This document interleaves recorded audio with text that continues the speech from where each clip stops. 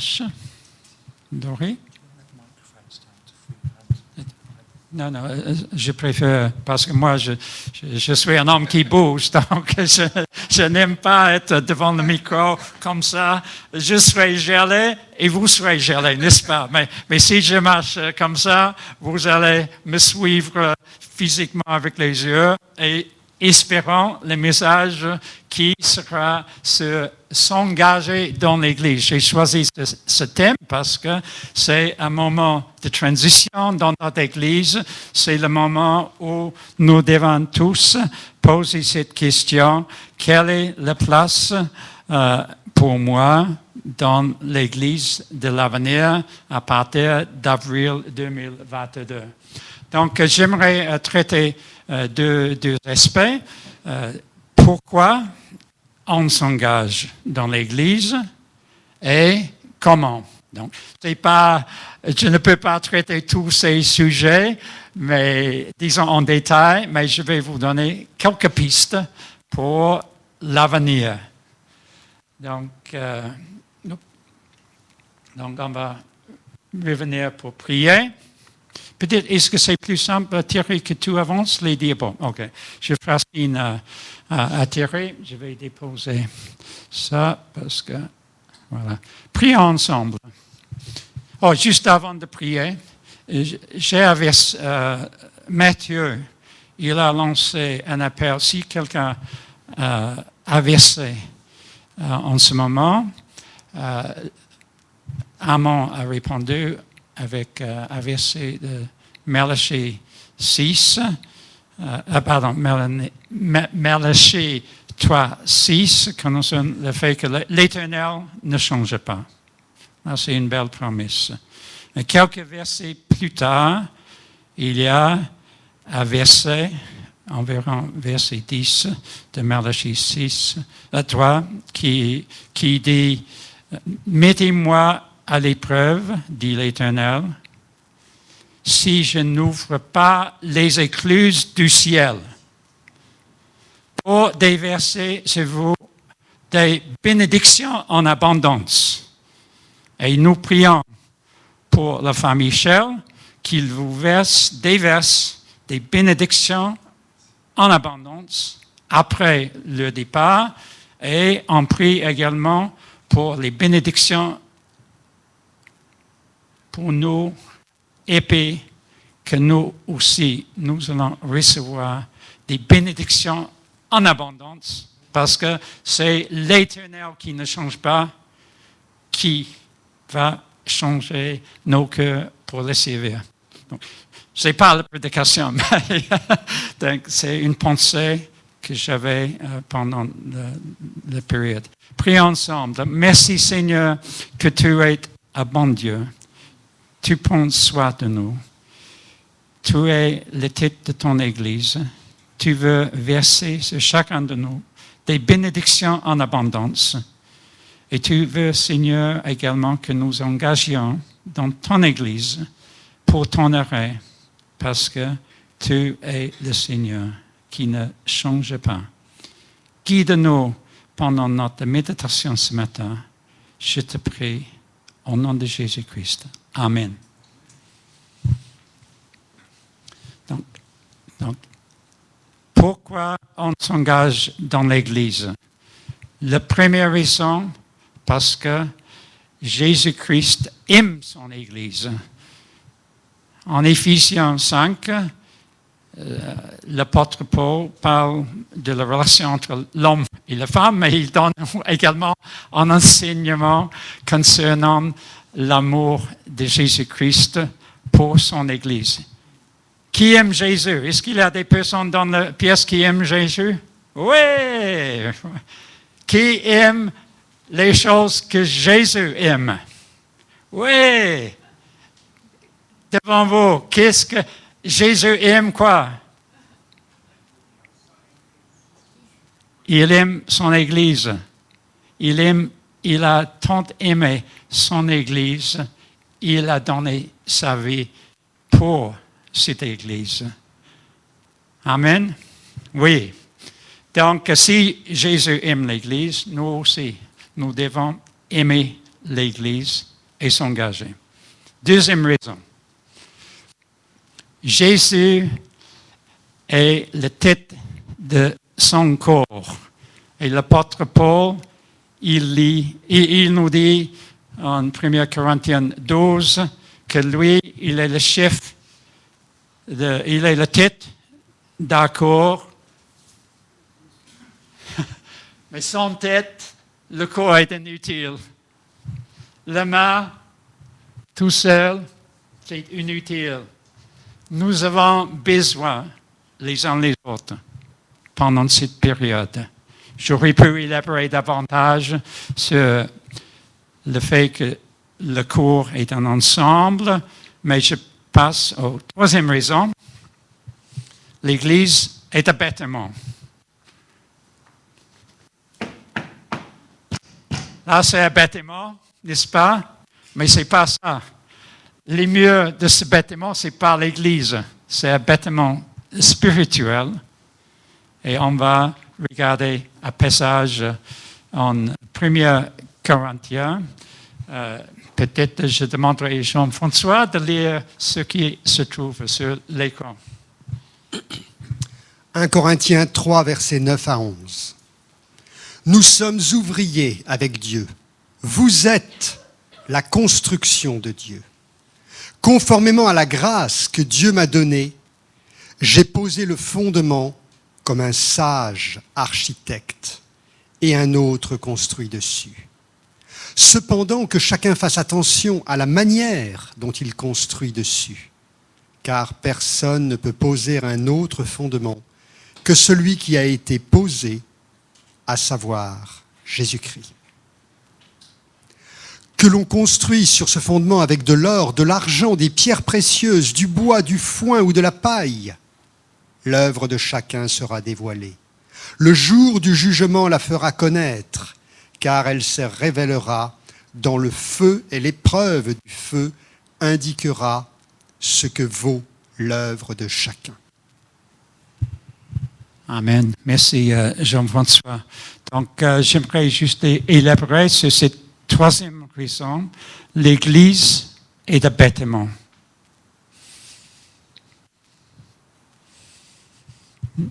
Le verset 9 dit, nous sommes ouvriers avec Dieu. Il y a une autre traduction qui dit, l'Église à Corinthe, nous sommes des collaborateurs avec Dieu, ou de Dieu. Donc, l'apôtre Paul, à Corinthe, une ville qu'on peut visiter en Grèce, on peut marcher sur les ruines. Est-ce qu'il y a quelqu'un qui a marché dans les ruines de l'église, de la ville de Corinthe, en Grèce? Ah, c'est intéressant.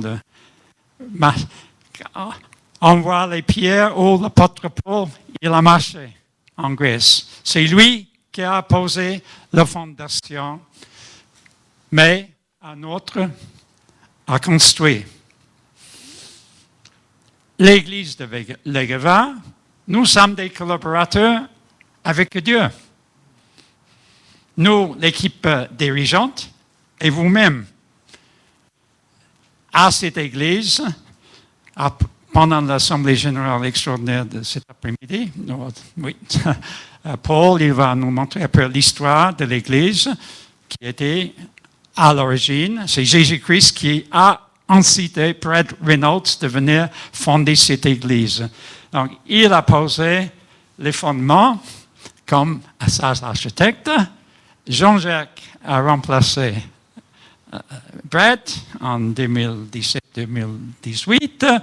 Il a construit dessus. On va remercier le Seigneur pour le travail de Jean-Jacques pendant les 2 mois à venir. Voilà, donc nous sommes ouvriers avec Dieu. Vous êtes la construction. Donc, vous, l'Église à Corinthe, l'apôtre Paul dit, vous êtes la construction. Et nous sommes en construction. Le verset 16 que Jean-François n'a pas lu dit la chose suivante. Ne savez-vous pas que vous êtes le temple de Dieu et que l'Esprit de Dieu habite en vous? Donc, pour l'avenir de notre Église, nous sommes un temple spirituel. Nous avons l'Esprit Saint qui habite en nous.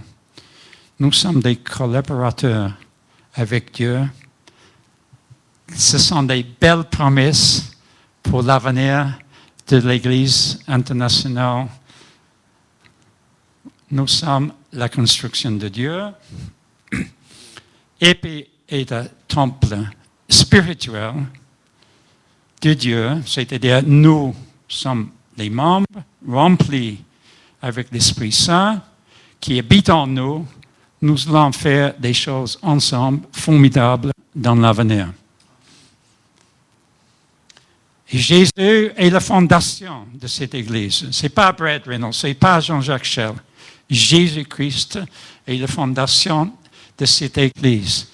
Personne ne peut poser une autre fondation que celui qui a été posé, à savoir Jésus-Christ. Et puis, notre Église locale était composée des personnes qui sont enracinées en Jésus-Christ. Là, c'est une phrase que la nouvelle phrase de notre vision. Nous sommes une famille multiculturelle, ouverte aux autres. Nous sommes tous enracinés en Jésus-Christ et nous vivons des relations profondes les uns avec les autres, un sujet sur lequel je reviens. La fondation de notre Église est solide parce que Jésus est la fondation. Il y a d'autres passages qui disent que Jésus-Christ est la pierre angulaire, la pierre essentielle qui ne bouge pas.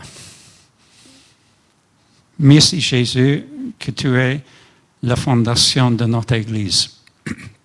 Donc, juste un petit résumé de ce que je viens de dire. Pourquoi on s'engage dans l'Église? La première chose est que Jésus aime son Église.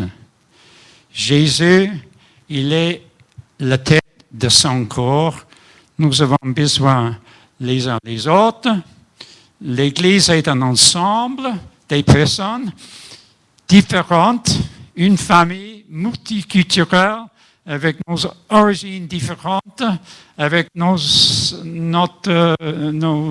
chemins de la foi différents les uns des autres, mais nous avons besoin des uns des autres. Il n'y a pas de place dans cette Église pour ce qu'on appelle les électrons libres, qui, eux, ils vivent dans leur petit coin, et ils ne se voient pas beaucoup de personnes, il y a peut-être un petit clan, voilà. Donc, nous devons marcher ensemble. Troisième point, juste pour répéter, Jésus est la fondation. L'Église de l'avenir, c'est un bâtiment spirituel. Et Jésus, il est la fondation. Et nous allons continuer à bâtir sur cette fondation. Maintenant, comment peut-on s'engager dans l'Église? Donc, encore une fois, c'est juste un résumé rapide. Devenir membre de l'Église. Donc, si vous n'êtes pas membre de l'Église, un membre officiel, venez me voir au Lori. Mais ce n'est pas une question d'être un adhérent de notre association reconnue à la préfecture de Toulouse. On ne compte pas juste les personnes qui adhèrent, qui signent les papiers. Je suis membre. Non. C'est un engagement du cœur. Si vous devenez membre officiel de l'Église, c'est quelqu'un qui a à cœur pour servir les uns les autres, pour mettre ses propres intérêts à côté, pour s'engager dans la vie les uns avec les autres, dans une relation profonde. Là, c'est une autre phrase que les personnes qui travaillent sur la vision de l'Église, relation profonde. On va s'engager dans la vie les uns les autres en partageant nos vies ensemble.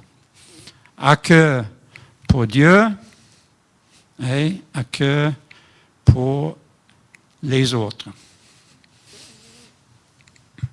En revenant au passage, nous pouvons choisir des œuvres durables ou non durables. Le passage que Jean-François a lu tout à l'heure parle sur le fondement, nous pouvons ajouter des œuvres de l'or, de l'argent et des pierres précieuses. Et il dure, n'est-ce pas? Et les autres, du bois, du foin, de la paille. Et le Seigneur, il regarde nos œuvres et que chacun sera dévoilé le jour du jugement. Et vous voyez le feu qui brûle la paille. À notre Église, nous pouvons choisir à faire des œuvres dans l'intérêt de l'Église qui sont valables. Et par nous, je dis aussi, l'équipe, on va poser des questions. Est-ce qu'il y a certains ministères ou certaines œuvres en fait à cette Église qui sont l'équivalent de la paille? Peut-être. Mais prions le Seigneur que chacun de nous et l'Église dans son ensemble agit de manière que nous aurons des œuvres de valeur, des œuvres de l'or, de l'argent, des pierres précieuses, et non pas les œuvres non durables, éphémères, les œuvres qui brûlent facilement et qui méritent d'être brûlées parce qu'ils ont peu de valeur. Et des œuvres qui manifestent des relations profondes entre nous. Devant vous, vous avez quelques versets tirés des Épîtres. Je n'ai pas mis, mais je vous encourage pendant cette transition de se demander comment je peux mettre en pratique ces instructions des Épîtres, de la Bible. Aimez-vous les uns les autres. L'Église est un lieu privilégié pour mettre en pratique le grand commandement d'aimer Dieu et aimer les autres. Encouragez-vous les uns les autres. Soutenez-vous les uns les autres. Nous avons tous des besoins d'être soutenus. On prie pour Myriam Morino parce qu'elle est malade cette semaine avec la COVID. Juste un exemple. Ses enfants sont positifs également. Donc, il y a des moyens de soutenir dans la prière les uns pour les autres. Pour Hervé également, testé positif avec la COVID. Donc, il y a des membres qui nous manquent ce jour parce que le COVID se promène et nous avons la possibilité, nous qui ne sommes pas souffrants, prier les uns pour les autres, soutenir les uns les autres et aussi confesser vos péchés les uns les autres. Parfois, on blesse avec les paroles, mais moi, j'ai blessé quelqu'un cette semaine, j'ai demandé pardon à cette personne. Donc, pratiquez le pardon, confessez-vous. Là, c'est juste des exemples. Comment, avec notre comportement, nous pouvons construire des œuvres de valeur. Comment s'engage-t-on dans l'Église? Voici juste quelques idées. À résumer, ce n'est pas une liste exhaustive. Mener une vie digne de l'Évangile, rendre un bon témoignage par son comportement et ses paroles, avoir de l'amour pour les sœurs et les frères, régler ces différentes et les disputes sans tarder, assister régulièrement aux réunions de l'Église, les cultes, les prières collectives, les groupes de maisons de femmes, des hommes. On avait un très bon partage ce vendredi, le groupe d'hommes. Merci Seigneur que les assemblées générales, on ne parle pas parce qu'il y aura cet après-midi. Soutenir l'œuvre de l'Église avec vos finances et vos prières. Être disponible, de servir là où il y a des besoins. Il y a toujours des besoins. Les diacres de cette Église, parfois, ils font l'annonce pour certaines choses que vous savez, n'est-ce pas? Ça commence avec M. E. Voilà, donc on a besoin de nettoyer l'église, on a besoin d'accueillir les personnes. En temps normal, on a besoin de manger ensemble avec les agapes. Malheureusement, on a passé presque 2 années sans agapes à l'église. Et finalement, découvrir et développer des dons spirituels en vue d'utiliser vos dons pour un ministère dans l'Église. Est-ce que quelqu'un a déjà vu cette liste des choses?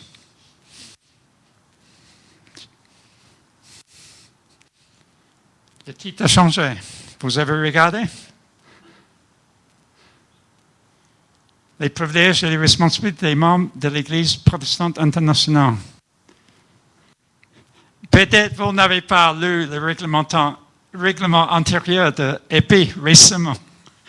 Mais je l'ai tiré, je l'ai copié, je l'ai collé devant vos yeux dans notre règlement antérieur, qui n'est pas vraiment un règlement, il faut faire ça, il faut faire ça, il faut ça.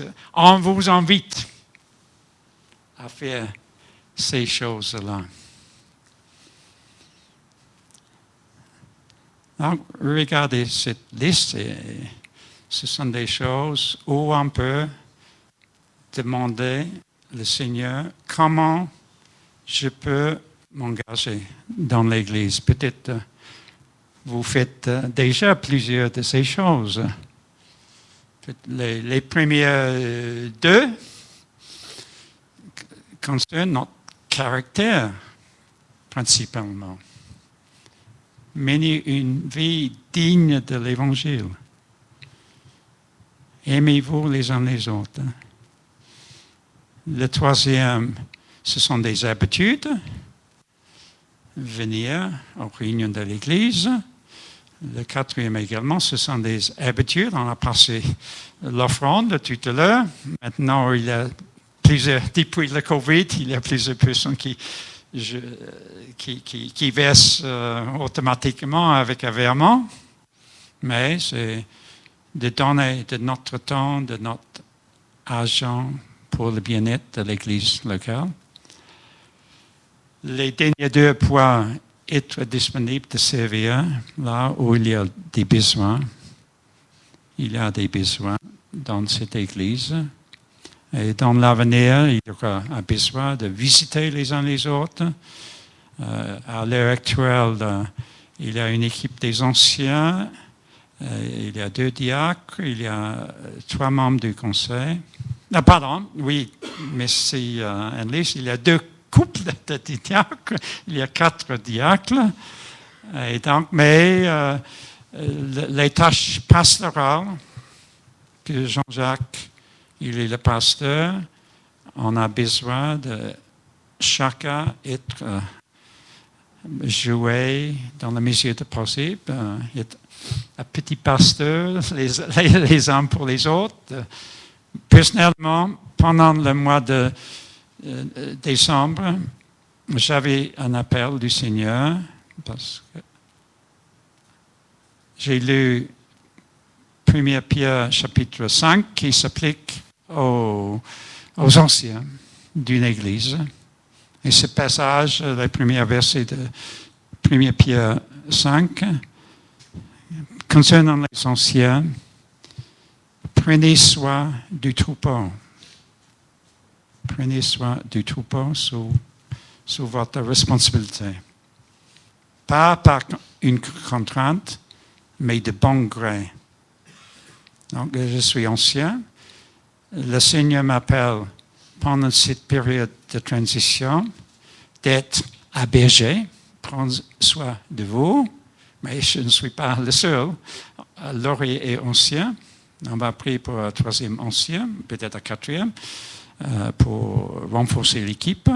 Mais ce n'est pas les anciens seuls qui vont prendre soin du troupeau. Les diacres, les quatre personnes, les deux couples, ils peuvent déjà, il y a plusieurs diacres qui font les visites des membres, merci Dieu, et on a besoin de continuer juste ce rôle pastoral.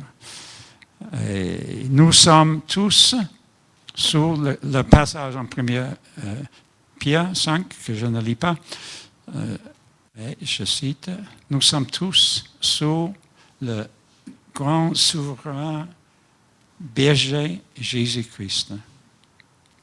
Merci Dieu. Non, juste laissez une minute pour réfléchir sur votre engagement futur à partir de cette liste. Juste passer une minute en silence.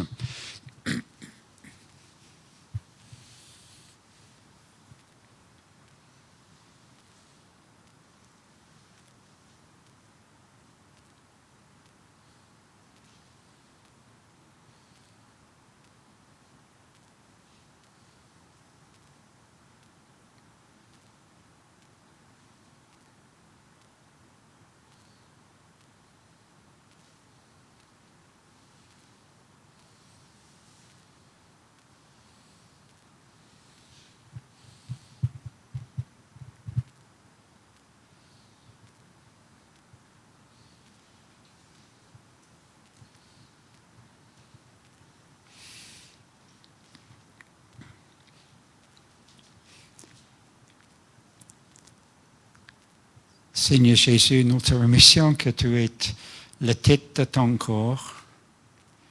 Tu es la fondation de ton Église. Tu es un souverain berger. Tu prends soin de nous. Et Seigneur, pendant cette période de transition devant nous, Seigneur, je prie, Seigneur, que nous nous engageons avec un esprit ouvert pour te servir, parce que tu mérites d'être servi. Tu aimes ton Église, et nous aussi, tu nous appelles à aimer ton Église et à s'engager. Merci, Seigneur, que tu travailles dans l'esprit de chacun, chacune ici présente et tous les membres de l'Église, Seigneur, pour que nous engagions pour toi, que nous fixions nos yeux sur Jésus-Christ, qui suscite de la foi et qui l'amène à la perfection. Merci Jésus. Renforce chacun par ton Esprit Saint, surtout pendant cette période de transition. Je te prie au nom de Jésus-Christ. Amen. Je n'ai pas encore fini, il y a encore une image qui était partagée à la réunion de prière ce mercredi soir. Un frère avait une image d'un haricot qui poussait. Je ne sais pas si c'était l'image à gauche, au milieu, à droite, et plusieurs autres personnes présentes à la réunion de prière par Zoom. Ils ont dit, là, c'est l'Église. C'est l'Église. Donc, voyez l'haricot qui pousse.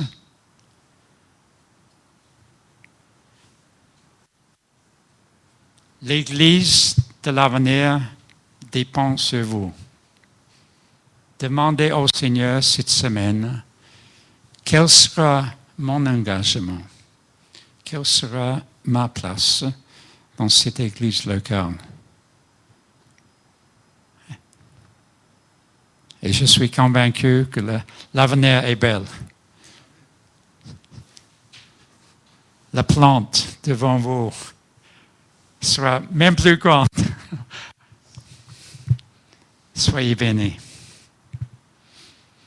Que Dieu vous encourage de s'engager, pas par contrainte, mais par bon gré, d'une manière volontaire.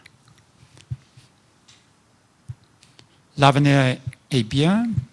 On a cette confiance. Peut-être vous ne savez pas, il y a 3 pasteurs, ex-pasteurs, à part Jean-Jacques, il y a 3 pasteurs, ex-pasteurs dans cette église. Donc nous avons la force pour être un haricot qui va se transformer dans un arbre en quelques années. Voilà. Soyez bénis. Je donne la parole maintenant à Laurie qui va diriger le Sainte Seine.